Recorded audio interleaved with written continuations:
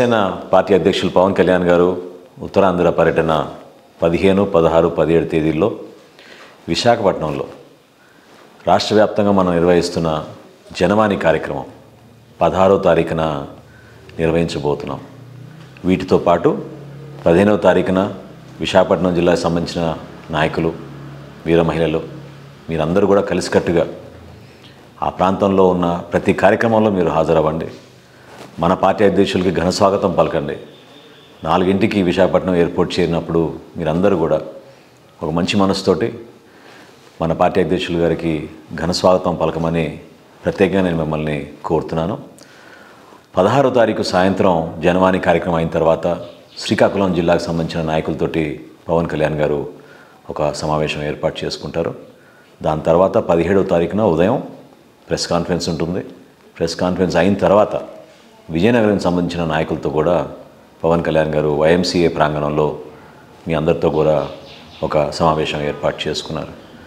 దయచేసి ఈ 3 రోజులు కూడా ప్రతి ఒక్కరు పాల్గొని ఇది మన పార్టీ కార్యక్రమంగా, మన బాధ్యతగా ప్రజలకి మనం అందుబాటులో ఉండి జనవాణి కోసం ఎవరు వచ్చినా సరే వాళ్ళని దయచేసి ఆ సమస్య పరిష్కారం కోసం రాష్ట్ర వ్యాప్తంగా పవన్ కళ్యాణ్ గారు ఒక మంచి మనసుతోటి ఏ విధంగా స్పందించి ఈ కార్యక్రమాన్ని ప్రజలకు తీసుకెళ్తున్నారో మీరు అందరూ చూశారు. అనేక సమస్యలు, మహిళలు, రైతులు, యువత, అన్నిటికన్నా బాధాకరం దివ్యాంగులు, ఎంతోమంది దివ్యాంగులు కష్టపడి కూడా ఈ కార్యక్రమానికి వచ్చి పవన్ కళ్యాణ్ గారితో కలిసి వాళ్ళకి జరుగుతున్న అన్యాయం గురించి, అదేవిధంగా పవన్ కళ్యాణ్ గారు స్పందించి వాళ్ళకి ఏదో విధంగా సహాయం మన పార్టీ తరఫున అందించే విధంగా ఆయన చేస్తున్న కార్యక్రమాన్ని మనందరం కూడా అభినందించాలి. ఆశ్చర్యకరమైన విషయం ఏంటంటే ఇంత చక్కటి కార్యక్రమం మనం చేస్తున్నప్పుడు కొంతమంది మంత్రులు, అక్కడ ఉన్న నాయకులు ఈ కార్యక్రమాన్ని అడ్డుకోవాలని, పవన్ కళ్యాణ్ గారు ఈ పర్యటన చేయకూడదని చాలా విచిత్రంగా మాట్లాడుతున్నారు.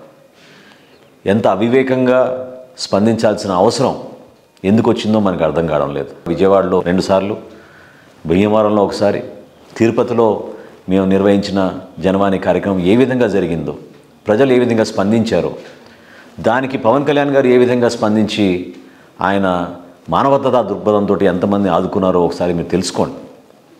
వందల సంఖ్యల్లో ప్రజలు ఈరోజు కూడా వచ్చి వాళ్ళు ఎదుర్కొన్న సమస్యలపైన ప్రభుత్వం గాఢ నిద్రలో ఉండి అధికార యంత్రాంగం నుంచి ఎవరు స్పందించకపోతే కనీసం పవన్ కళ్యాణ్ గారి దృష్టికి తీసుకెళ్తే న్యాయం జరుగుతున్న తపనతోటి పాపం వాళ్ళు వందల కిలోమీటర్లు ప్రయాణం చేసి వస్తారు. మీ ప్రభుత్వం అద్భుతంగా పనిచేస్తుంటే మీ ముఖ్యమంత్రి గారు తన ఇంట్లోంచి బయటికి వచ్చి సామాన్యుల దగ్గర ఇటువంటి అర్జీలు తీసుకుంటే జనవాణి కార్యక్రమం చేయాల్సిన అవసరం ఉండేది కదా పవన్ కళ్యాణ్ గారికి. దాన్ని మీరు గుర్తించాల్సింది పోయి ఈ కార్యక్రమాన్ని అడ్డుకోవడానికి మీరు పిలిపివ్వడం చాలా దుర్మార్గం. అందులో క్యాబినెట్లో ఈరోజు సీనియర్ మంత్రులు ఉన్నారు. గతంలో నేను కూడా వాళ్ళతో పనిచేశాను. బొత్స సత్యనారాయణ గారు, ధర్మాన ప్రసాదరావు గారు. చాలా బాధ కలిగిస్తోంది. దాదాపు 15 సంవత్సరాల నుంచి మీ ఇద్దరు కూడా కీలకమైన పదవులు మీరు అనుభవించారు. మంత్రిమండలిలో కూడా మీరు చాలా ముఖ్యమైన శాఖలు మీరు నిర్వర్తించారు. మరి ఎందుకు ఉత్తరాంధ్రకి మీరు డెవలప్మెంట్ చేయలేకపోయారు?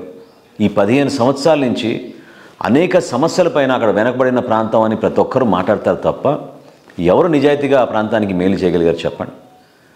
పవన్ కళ్యాణ్ గారు ఆ రోజు ఉద్దానం పరిస్థితి గురించి ప్రజల్లోకి తీసుకువెళ్ళి దేశవ్యాప్తంగానే కాదు ప్రపంచవ్యాప్తంగా వైద్యుల్ని తీసుకొచ్చి ఒక చక్కటి స్పందించే మనస్తత్వంతో ఈ కార్యక్రమాన్ని ఆయన ముందు తీసుకెళ్ళినప్పుడు మరి ఈ ప్రాంతవాసులుగా మీరందరూ కూడా ఇన్ని పదవులు అనుభవించుకుని ఎందుకు మీరు నిలబడలేకపోయారు?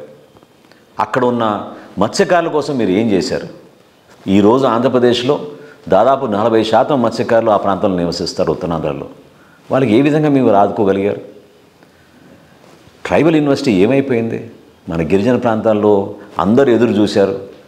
మన రాష్ట్ర విభజన జరిగినప్పుడు 2014లో కేంద్ర ప్రభుత్వం ఆ రోజున 834 కోట్ల రూపాయలతోటి ట్రైబల్ యూనివర్సిటీ శాంక్షన్ చేశారే, దాని గురించి మీరు ఎందుకు పట్టించుకోలేదు?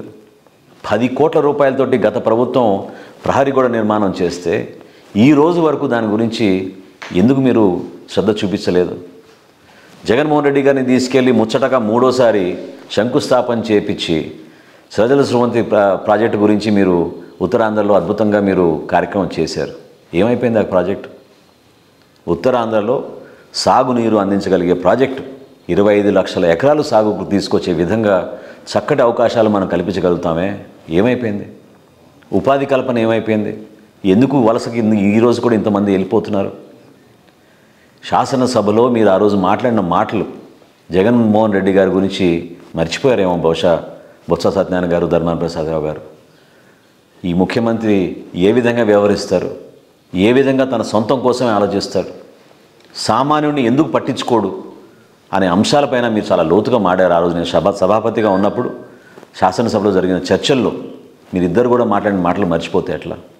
ఎందుకు ప్రజాస్వామ్యాన్ని మీరు అపహాస్యం చేసే విధంగా ఈ రోజున మరి కొత్తగా ఒక వింత ఆలోచనతో మీరు మూడు రాజధానుల గురించి చిత్తశుద్ధి ఉంటే స్వయంగా ముఖ్యమంత్రి గారే శాసనసభలో దాని గురించి ప్రవేశపెట్టిన తీర్మానాలు కానివ్వండి, చట్టాలు కానీ ఎందుకు విత్డ్రా చేసుకున్నారు ఆంధ్రప్రదేశ్ హైకోర్టులో? ఎవరైనా ఆపగలిగే వల్ల మీరు ప్రభుత్వంలో ఇంత భారీ మెజార్టీలో వచ్చిన తర్వాత మీరు చేయాల్సిన కార్యక్రమం చేయాలనుకుంటే కేవలం ప్రాంతాల మధ్య విభేదాలు సృష్టించాలని, ప్రజల మధ్య అనవసరంగా రగడ సృష్టించాలని మీరు చేస్తున్న ప్రయత్నం అమలాపురంలో కూడా ఈ విధంగానే చేశారు. కానీ అక్కడ ప్రజలు గమనించారు. నా మనవి ఏంటంటే ఉత్తరాంధ్ర ప్రజలు దయచేసి మీకున్న పోరాట స్ఫూర్తి, గతంలో ఎంతోమంది మహానుభావులు త్యాగాలు చేశారు మీ ప్రాంతం నుంచి, అటువంటి మహనీయులు మీరు ఆదర్శవంతంగా తీసుకోండి. కానీ ఇటువంటి నాయకులను మాత్రం దయచేసి మీరు ప్రోత్సహించబాకండి. కేవలం భూముల కోసం అక్కడ వాళ్ళకి ఏం లబ్ధి దొరుకుతుందని దానిపైన మీరు దృష్టి సారించారు తప్ప మన ప్రకృతిని మనకి ఇచ్చిన మన ఆస్తుల్ని కొలగొట్టడానికి కోసమే వీళ్ళు ప్రయత్నాలు చేశారు తప్ప ఆ ప్రాంతానికి మాత్రం ఎవరికి న్యాయం చేయలేదు. నిజంగా మీలో చిత్తశుద్ధి ఉంటే గత ప్రభుత్వం ఏర్పాటు చేసిన ఎస్ఐటి సిట్ రిపోర్ట్ని ఎందుకు మీరు బహిర్గతం చేయలేదు? 3.5 సంవత్సరాలు అయిపోయింది మీరు ప్రభుత్వంలోకి వచ్చి.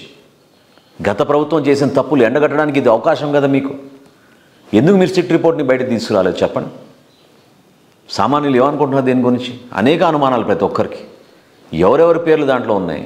ఎందుకు మీరు ఈ భూముల్ని కాపాడలేకపోతున్నారు? ఎందుకు కొత్త ఆలోచనలు మీలో మీద తగాదాలు పడి ఈ రోజున ప్రజలకు అర్థమయ్యే విధంగా ఇంత దోపిడీ జరిగిపోయిందా విశాఖపట్నంలో అనేది అందరికీ ఈ రోజున తెలుస్తోంది. దయచేసి నిజంగా మీలో చిత్తశుద్ధి ఉంటే యువతలో మీరు నాయకత్వాన్ని పెంచండి. చెరో జిల్లా పంచుకున్నారు, ఎందుకు మీరు యువతకి నాయకత్వం ఇవ్వలేకపోయారు? కొత్త నాయకత్వం ఎందుకు తీసుకురాలేకపోయారు మీరు ఉత్తరాంధ్ర నుంచి? దీన్ని ప్రశ్నించాల్సిన అవసరం మన యువతకు ఉంది. గుడివాడ అమర్నాథ్ గారు యువకుడు, చిన్న వయసులో మంత్రి అయ్యాడు, చాలా సంతోషం.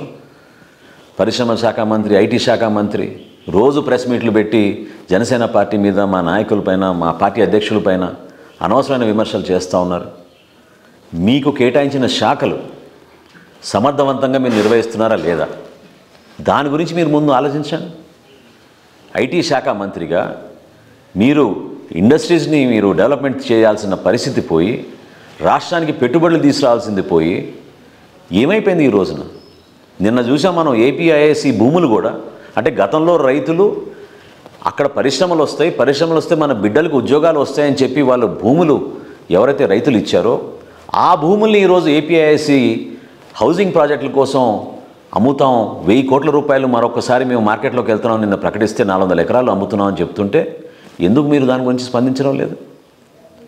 మధురవాడలో ఉన్న మిలేనియం టవర్ ఏలో 2 లక్షల స్క్వేర్ ఫీట్ నిర్మాణం చేస్తే కేవలం 1,00,000 స్క్వేర్ ఫీటే ఉపయోగిస్తున్నారు ఈ రోజున. Millennium tower B 1,13,000 square feet అక్కడ నిర్మాణం జరిగితే ఒక్క చదరపు గజం కూడా ఈరోజు వరకు ఐటీ ఇండస్ట్రీ రాలేదే. అదేవిధంగా కాకినాడలో ఇంక్యుబేషన్ సెంటర్ ఏర్పాటు చేశాం 15,000 స్క్వేర్ ఫీట్ తోటి, అక్కడ కూడా ఏమీ రాలేదు.